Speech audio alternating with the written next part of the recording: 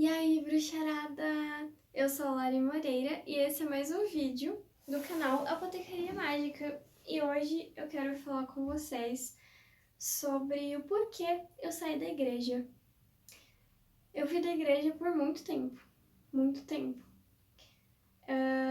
Eu fui católica, Eu não era muito frequentante, essa palavra nem existe, eu acho, né? Eu não frequentava muito, assim, eu frequentava periodicamente. Aí eu comecei a frequentar a igreja evangélica. Por alguns anos eu comecei pela Batista, era uma Batista.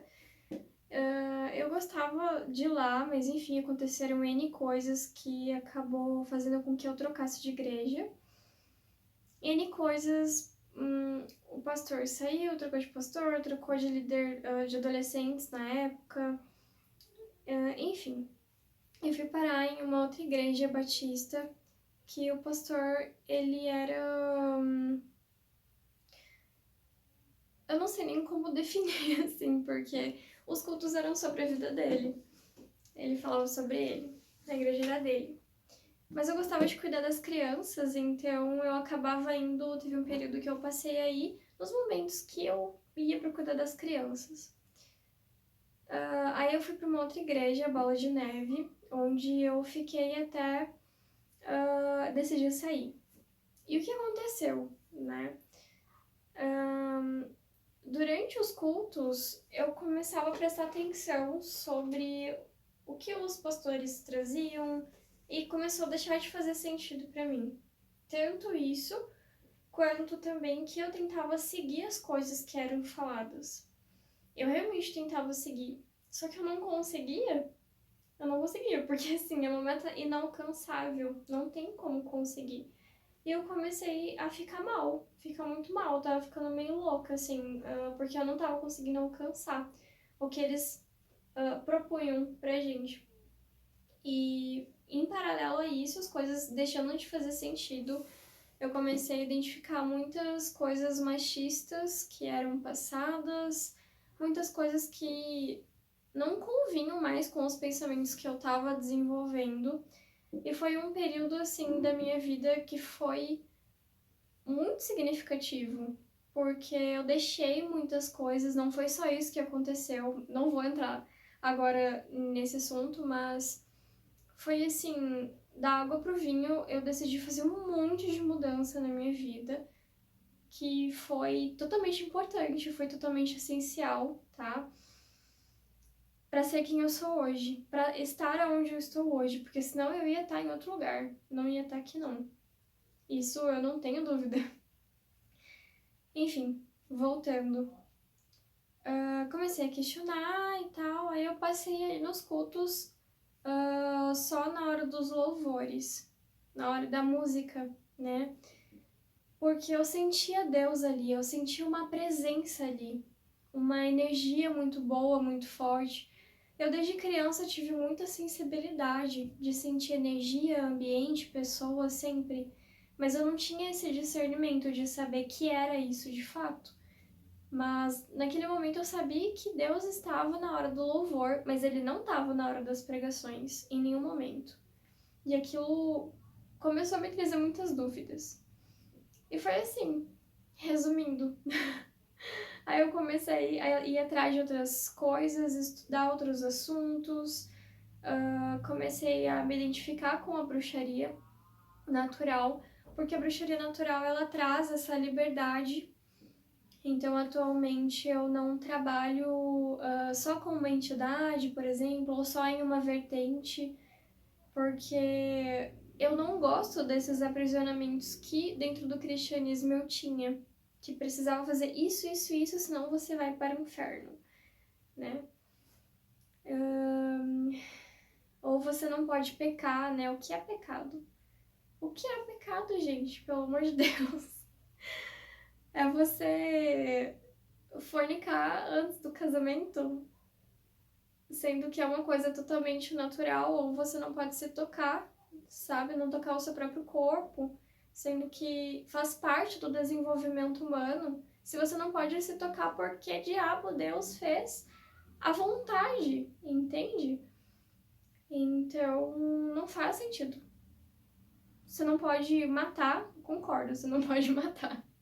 Eu acho que isso, né, sem discussões. E depende também, porque se for pra autodefesa, se alguém estiver vindo te atacar, você vai ficar quieto, entende? Então, assim, contextos. Tem que ver contextos. É muito fácil falar não peque, mas o que é pecado? O que tá errado? O que é errado? O que é certo? O que é bom? O que é mal? O que é bom pra mim pode ser mal pra você. O que é bom pra você, enfim, pode não fazer sentido pra mim. Então, é muito... Depende muito de muita coisa. Depende de pontos de vista, depende do contexto. Enfim. Eu nem sei porque eu tô falando isso. Eu tava falando sobre sair da igreja. Foi isso, gente. Começou a deixar de fazer sentido, porque eu queria seguir direitinho ali e não estava conseguindo, porque eu sou humana. Nenhum humano consegue fazer o que impõe na igreja. Se alguém falar que faz, é porque tá mentindo e faz escondido. Não é possível. Não é possível. Enfim. Outra coisa que eu ia falar. Se eu acredito em Jesus. Eu acredito que existiu, que pode ter existido um Jesus que é um grande filósofo, uma pessoa muito boa, que fez muitas coisas positivas aí pro mundo e para as pessoas, mas eu não acredito que ele veio para morrer pelos nossos pecados, até porque eu acabei de explicar a questão do que é pecado, né? Para mim não faz sentido essa parte. Mas é isso, galera. Eu tô muito melhor agora, sem sombra de dúvidas. Eu tenho muito mais liberdade de praticar o que eu acho que faz sentido para mim nesse momento. Não acredito em verdades absolutas. Se alguém falar para você que alguma coisa é verdade absoluta e tudo fora daquilo é mentira, a pessoa tá mentindo, ela não sabe o que ela tá falando. Porque existem muitas verdades. O que eu passo para vocês aqui é a minha verdade, as minhas vivências, a minha história, parte da minha história, né? Mas são os meus pontos de vista. Esse é o meu ponto de vista sobre igreja. Acho que, voltando ali sobre a instituição, é historicamente algo para controle. Isso é indiscutível. Inclusive, isso se encaixa aí no controle de mulheres, no controle de pessoas homossexuais, enfim, muitas coisas. Não vou entrar agora em detalhe. Mas muitas coisas que a igreja... A igreja que eu digo são homens que pegaram a Bíblia, editaram da forma que convinha para eles, para conseguir pegar pessoas e falar para a pessoa fazer o que ele queria que a pessoa fizesse. Antigamente teve períodos que as pessoas meio que, não sei se era obrigada, mas tinha que frequentar a igreja, porque tudo fora da igreja era do diabo, era ruim, era não sei o quê. Então toda a questão da perseguição das bruxas, né, que não necessariamente as mulheres eram bruxas de verdade, mas essa questão da perseguição foi uma forma de controle da igreja, né, a Inquisição, de conseguir controlar o que as mulheres, o conhecimento que elas tinham na época. Enfim, controle populacional, de como as pessoas pensam, é tipo uma mídia de hoje em dia, né? Que a mídia, a gente assiste lá uma novela, a gente assiste um jornal, ou sei lá o quê, ou até mesmo no Instagram, enfim, aparece o que a mídia quer que você veja para que trabalhe na sua mente da forma que ela quer, para induzir você a pensar da forma que ela quer. Não é assim que a mídia trabalha? Então, eu vejo a igreja da mesma forma. É isso, gente. Não me odeiem, por favor. E a gente vê também muito discurso de ódio vindo de igrejas, de instituições, né? Falando com a desculpa de que é pecado, por exemplo, a questão do homossexualismo. falando que é pecado a pessoa não gostar, não gostar não, gostar de alguém do mesmo sexo, com a desculpa, né? E isso é um julgamento, de você estar julgando um próximo, e o julgamento, ele é ódio. O julgamento, ele não traz energia positiva, ele não traz amor. Você tá julgando o outro ali e você tá apontando o dedo pra ele, dizendo que ele não é como você, que ele é diferente, que ele não se encaixa. E isso pra mim é discurso de ódio. Outras situações também, ou a submissão que a mulher precisa ter a seu marido, né? A mulher não tem voz, a mulher não pode falar, a mulher tem que ficar servindo. Se contra ele o marido ela tá sendo desrespeitosa, não é assim que funciona, né? E isso, inclusive, dá espaço para relacionamentos abusivos, para a mulher achar que é hospital não, como é que fala? Reabilitação de macho, e mulher não é reabilitação de macho. Se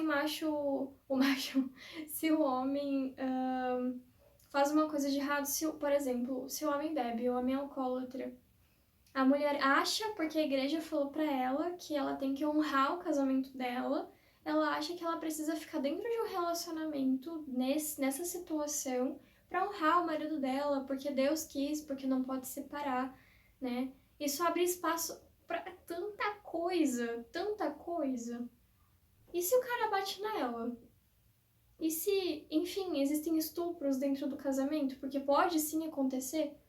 Estupro é tudo que a mulher, assim, a mulher não quer, o cara faz ou obriga de alguma forma ali, tanto físico quanto verbalmente, é considerado estupro também dentro do casamento. Então, não é assim que funciona, tá? A gente precisa, por mais difícil e doloroso que seja, compreender que a igreja, ela coloca dentro da cabeça das pessoas coisas que não faz bem para a pessoa, coisas que levam a tantas outras coisas, como eu expliquei agora esse caso da mulher, né? Então, enfim, vamos refletir aí, ter consciência. Não tô dizendo para ninguém parar de ir na igreja, eu tô dizendo para vocês pensarem um pouco sobre, no contexto histórico e as consequências disso, porque não é só você falar para uma pessoa que ela não pode ser homossexual. O impacto para você às vezes é só isso, mas o impacto que isso tem na vida da pessoa pode levar a pessoa até mesmo ao suicídio, por ela não se sentir amada, não se sentir aceita, não se sentir incluída. Então é uma coisa muito séria, muito séria. Não é só porque você não é homossexual, não é porque você não é mulher, que isso não diz respeito a você. Pode não ser na sua pele, mas é como um todo, né? No coletivo. Então, você é responsável pelo que você fala para os outros, pelo que você emana, os seus ideais, você é responsável por isso. Assim como eu sou responsável pelas coisas que eu tô falando agora para vocês. Então, é ter responsabilidade.